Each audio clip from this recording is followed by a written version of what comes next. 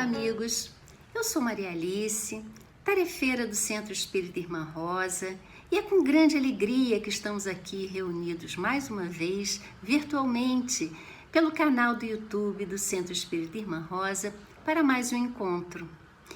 O tema abordado no mês de setembro intitula-se Em Busca de Esclarecimentos e Esperança. E hoje temos a grata satisfação de receber a nossa amiga Marta Novis. Marta é tarefeira do Grupo Espírita Francisco de Assis, em Niterói também.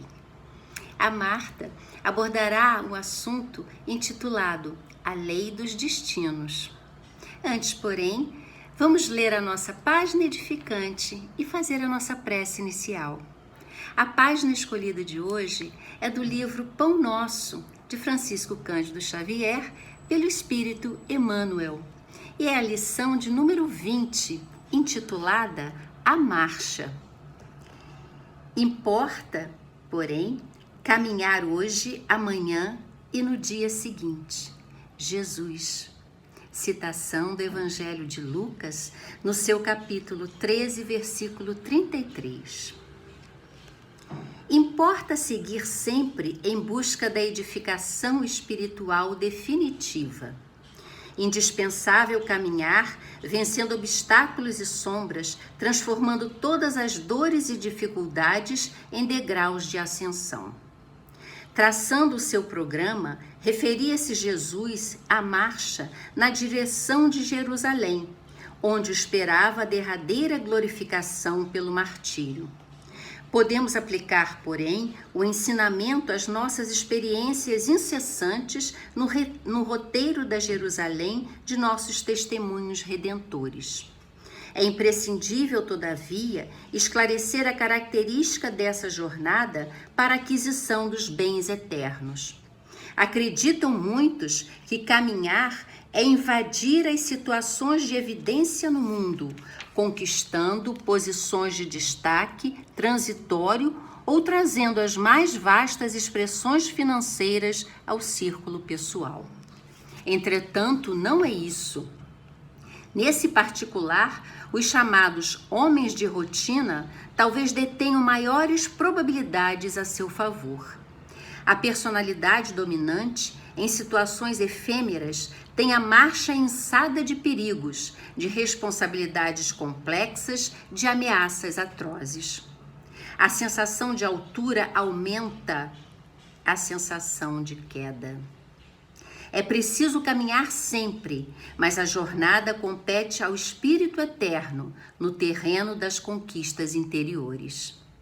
Muitas vezes, certas criaturas que se presumem nos mais altos pontos da viagem para a sabedoria divina se encontram apenas paralisadas na contemplação de fogos fatos. Que ninguém se engane nas estações de falso repouso.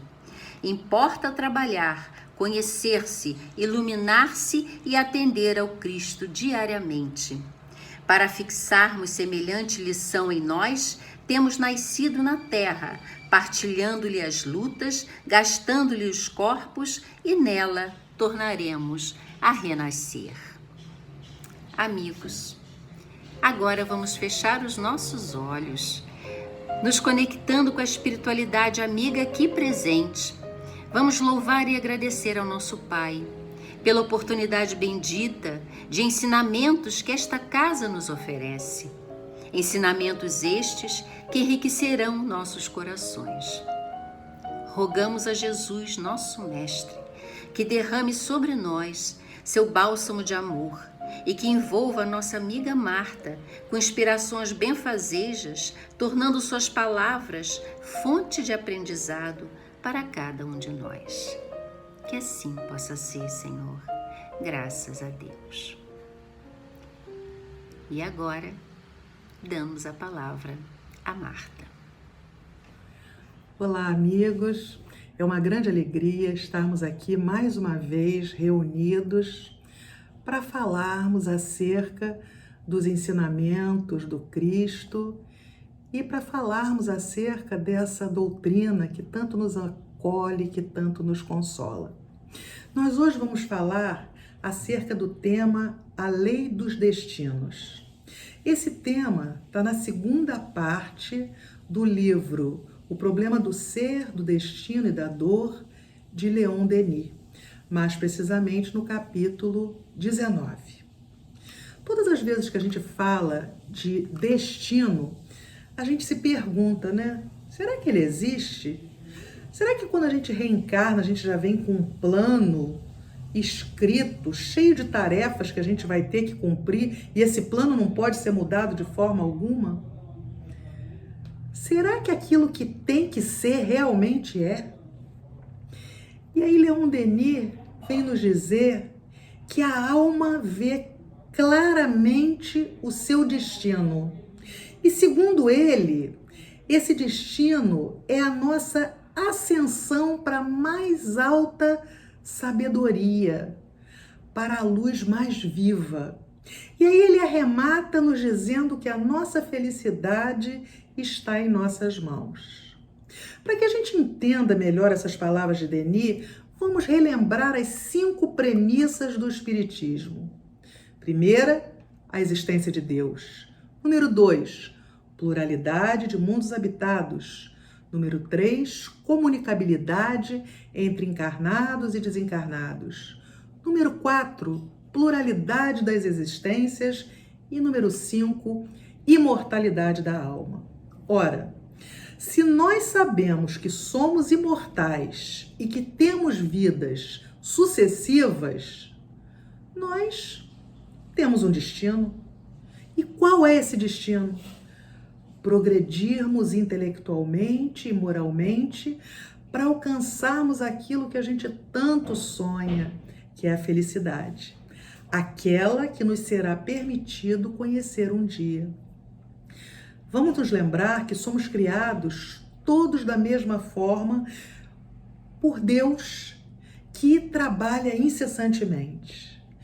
Nós somos criados simples e ignorantes.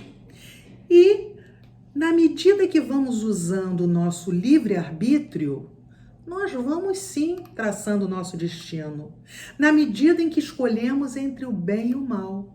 Então, Denis está certo quando ele fala que a nossa felicidade está, na verdade, nas nossas mãos.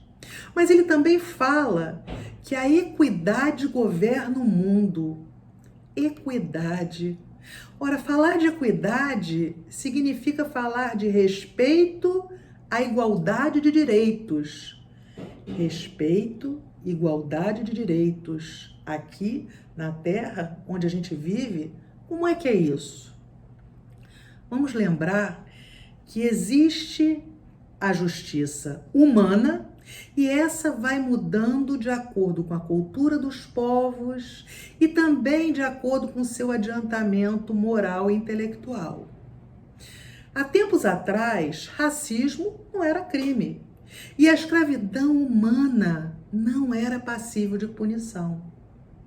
Agora, ao mesmo tempo que a gente fala nessa justiça humana, a gente também tem a justiça divina, cuja lei é imutável. E ela age por si própria, ou seja, sem intervenção de ninguém.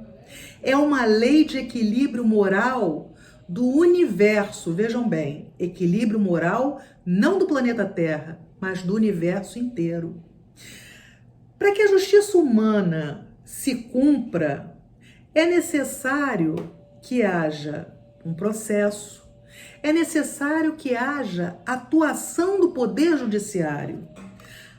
Agora, como é que essa justiça divina age por si própria, sem precisar de nenhuma intervenção?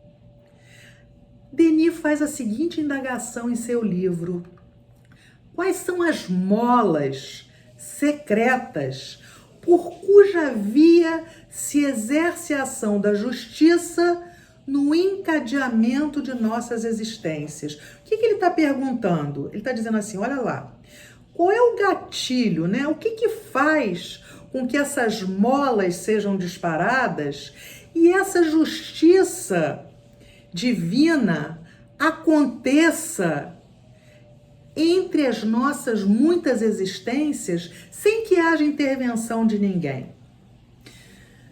Vamos lá.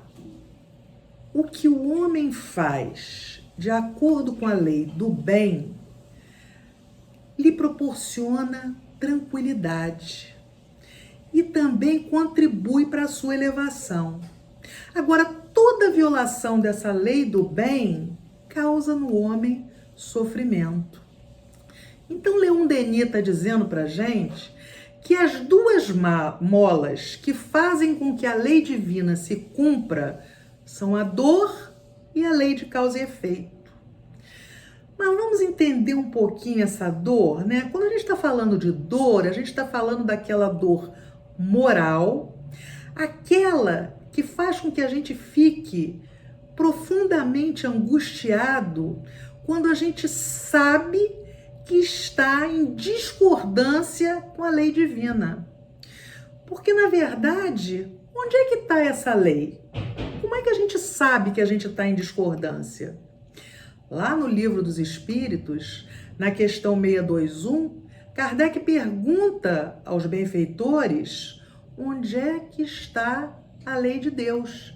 E o que eles nos respondem? Que está na nossa consciência.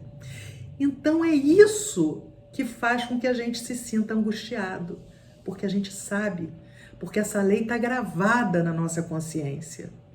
Mas ele fala também de uma outra mola. Ele fala da lei de causa e efeito. A lei de causa e efeito significa dizer que tudo aquilo que a gente plantar agora, a gente vai colher mais tarde, nessa vida ou numa de nossas muitas existências. E que também aquilo que a gente está recebendo de volta agora é fruto daquilo que nós semeamos em uma de nossas vidas pregressas, ou mesmo aquilo que plantamos nessa vida. Mas a gente não deve pensar que essa justiça divina funciona como a lei de talião, olho por olho, dente por dente. A gente pode reparar as nossas faltas, não necessariamente passando por uma experiência ruim que fizemos alguém vivenciar um dia. Vamos dar um exemplo disso? Vamos imaginar que eu, Marta, numa de minhas muitas vidas, fui senhora de escravos, sei lá. Aí eu acabei por cegar uma escrava que trabalhava comigo, porque a pobre, mesmo sem querer, gerou um filho daquele que na época era o meu marido. Não obrigatoriamente eu terei que vivenciar a cegueira para reparar esse erro. Numa próxima vida, eu poderia ser uma oftalmologista. Ou seja, através da minha profissão de médica, cuidar dos olhos de muita gente, evitando a cegueira. Ninguém é predestinado a fazer o mal ou a vivenciar o mal da mesma forma que provocou em alguém. Essas são sempre escolhas nossas. E nós fazemos essas escolhas de acordo com o nosso livre-arbítrio. Isso se já temos condições de escolher, né? Porque se ainda não temos essa condição, o nosso protetor, o nosso guia espiritual, fará essa escolha por nós. Não nos esqueçamos também que há espíritos que solicitam uma vida de amarguras com o intuito de progredir mais rapidamente. E isso não tem nada a ver com expiação. Por isso é importante que a gente pare de julgar alguém pelas mazelas que passa nessa vida. Como se essas mazelas fossem para reparar algo que fizeram em existências anteriores. Então, muitas vezes, a gente olha e diz, nossa, o bebê acabou de desencarnar. Expiação para os pais. Quem disse? Quem pode saber? Ou então, vemos uma criança com sérios problemas neurológicos e já nos apressamos em dizer que deve ter feito algo de muito grave noutra existência. Por isso, está pagando. Ou então os pais fizeram algo de muito sério noutras vidas. Vamos parar com isso. Deus é misericordioso e bom. Deus não castiga ninguém. Nós escolhemos nossas provas. Não existe sofrimento eterno. Tudo passa. A vida é cíclica como a natureza. Depois do inverno de frio e de dor, com certeza virá a primavera, cheia de amor e de calor. E na medida que nós vamos nos conhecendo, olha que beleza Denis nos diz. Ele diz que o espírito cava as profundidades do ser para poder trazer para a luz os tesouros de sabedoria e beleza que contém dentro de si. E ao mesmo tempo que ele faz isso, ele vai eliminando aqueles germes ruins que estão lá dentro dele. E como é que nós fazemos isso?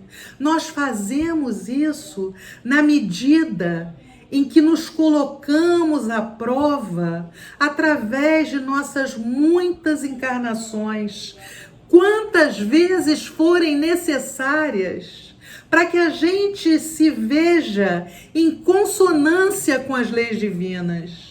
E durante esse período de aprendizagem, a gente vai alternando vidas de alegrias, afeições, períodos de descanso e de felicidade, com aquelas existências de luta, de resgate e de reparação.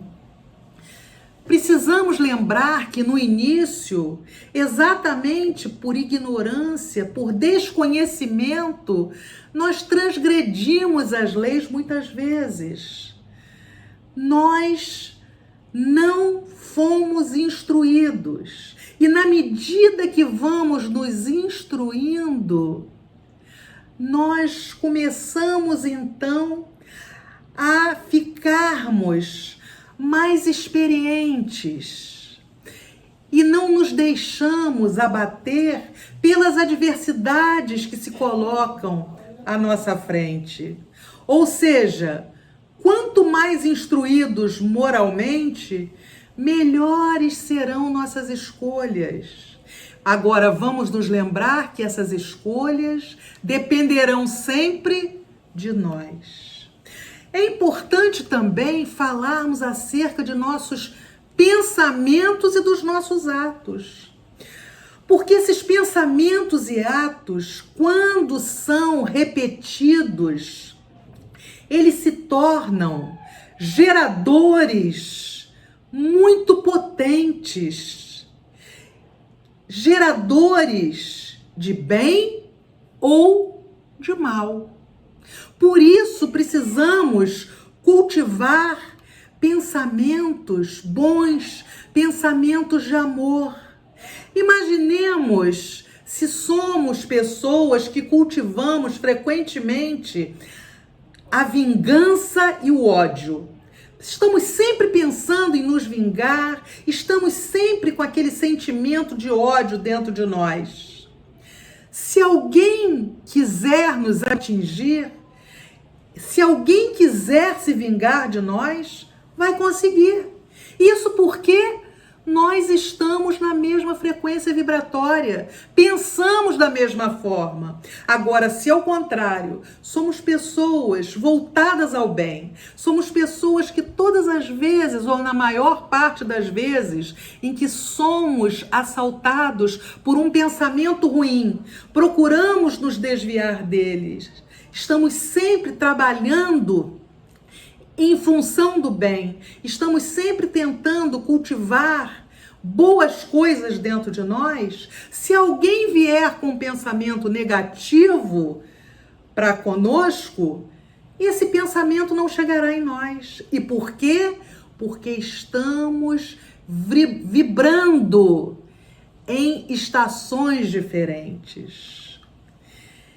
Uma outra coisa interessante é que se a gente prestar mais atenção em nós mesmos, a gente pode perceber como é que anda a nossa evolução moral.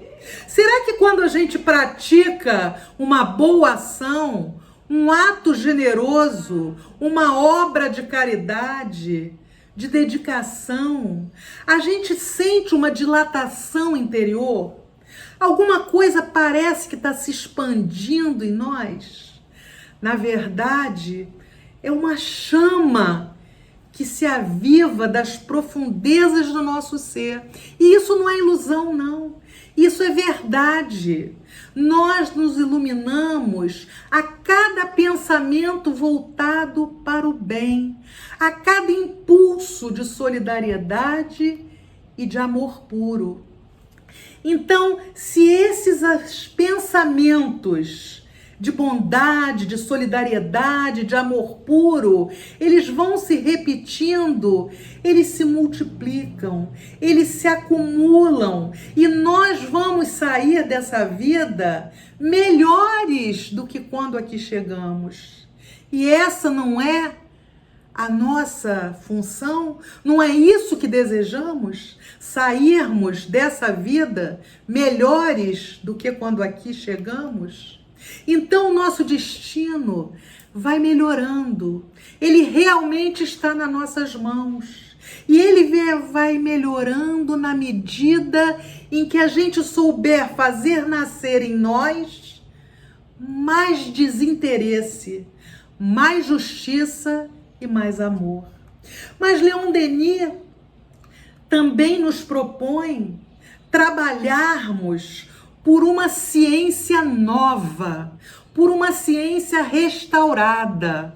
Não mais aquela ciência dos preconceitos, das práticas rotineiras, daqueles métodos acanhados e envelhecidos. O que ele nos propõe é uma ciência aberta a todas as pesquisas, a todas as investigações, a ciência do invisível, a ciência do além, que virá para esclarecer o nosso destino e para fortificar as nossas consciências. E ele diz que o mesmo acontecerá com as religiões. Isso porque as verdades que são relativas passarão a ser verdades de ordem superior. E isso fará com que a gente se funda, com que a gente fique mais próximos uns dos outros. E essas crenças do passado, muitas vezes hostis, mortais, se transformarão numa fé viva que há de reunir a humanidade num mesmo impulso de adoração e de prece. Então, Leon Denis nos convoca ao trabalho com todas as potências do nosso ser para prepararmos, para ajudarmos nessa evolução, porque temos nos preocupado muito com as coisas da matéria. Estamos evoluindo muito nos conhecimentos intelectuais, estamos deixando os nossos espíritos de lado. Ele pede que a gente não discuta, que a gente simplesmente trabalhe. E quando ele está dizendo trabalhe, ele está falando trabalhar também em prol do outro. Porque na medida que trabalhamos pelo outro, estamos trabalhando para nós mesmos. Estamos trabalhando em prol do bem comum. E assim nos diz Denis, com as nossas mãos, dia a dia, nós vamos moldando o nosso destino. E aí, um dia, haveremos de dizer que nossa passagem pela Terra não foi estéril, que os nossos esforços não foram em vão.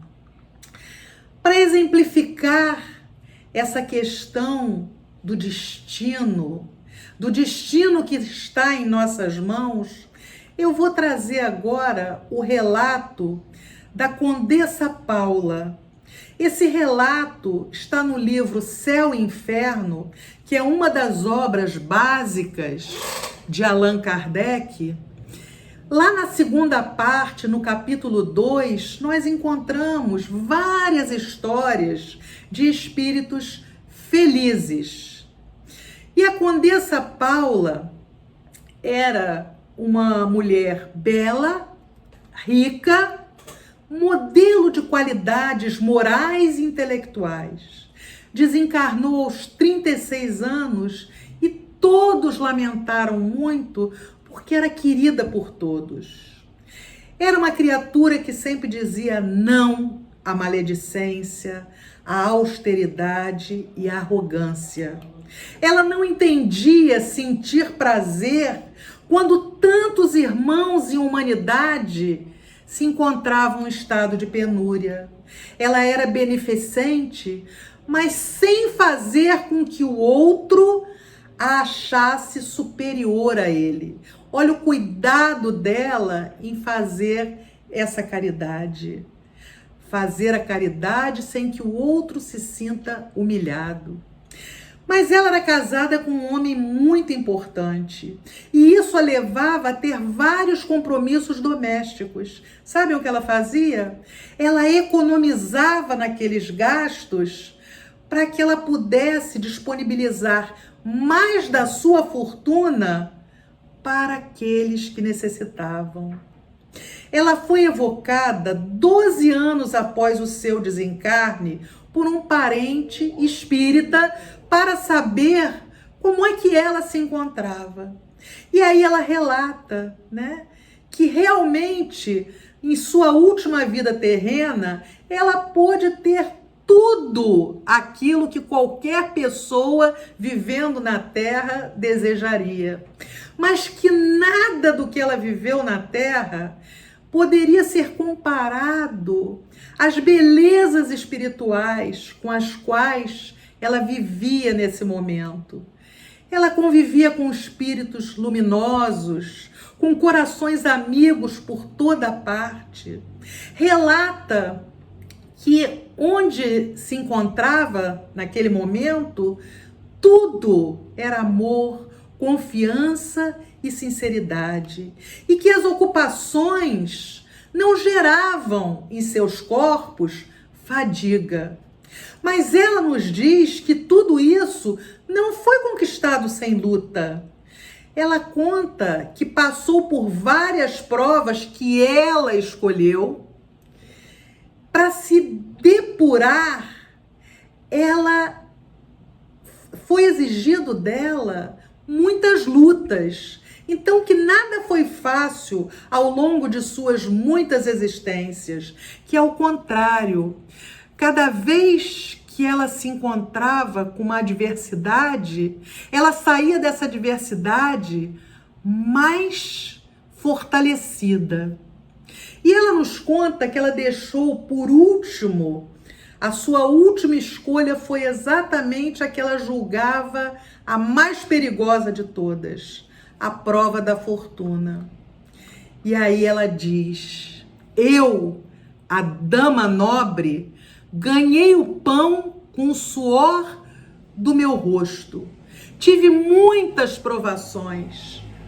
Sofri reveses que me deram forças para continuar. Eu venci. E aí ela assina: Paula, Condessa de... e coloca 3 pontinhos. Não interessa saber de onde ela era, quem ela era. O que importa é nós vermos a trajetória desse espírito. O que esse espírito passou, como é que ela foi fazendo o seu próprio destino através das escolhas que foi fazendo. Desde as maiores, das provas, até as do dia a dia, procurando sempre trabalhar em prol do outro. Nós, meus irmãos, podemos sim. Nós somos responsáveis pelo nosso destino. Não existe alguma coisa que nós vamos ter que fazer e que não poderá ser mudado. Não podemos achar que estamos nas mãos de outras pessoas.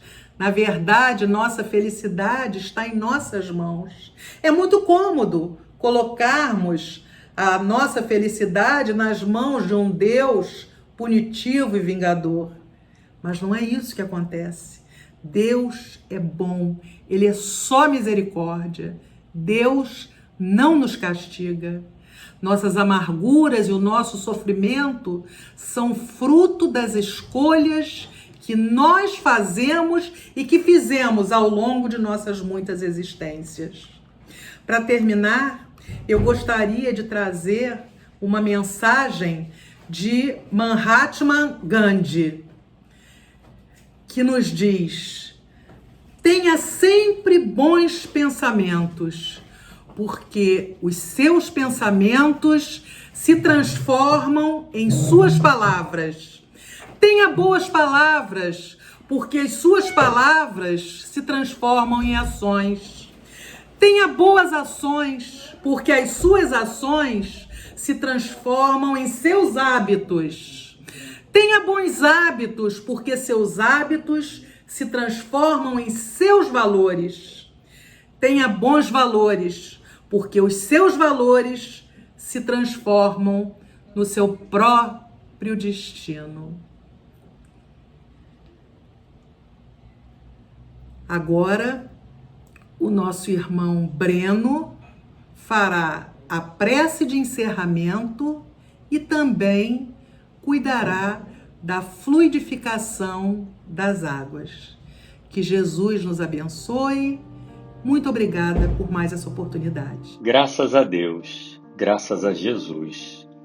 Agradecemos também aos bons espíritos que vibram bem em torno de nós, dando-nos a força para seguirmos adiante e o conforto nos momentos mais delicados.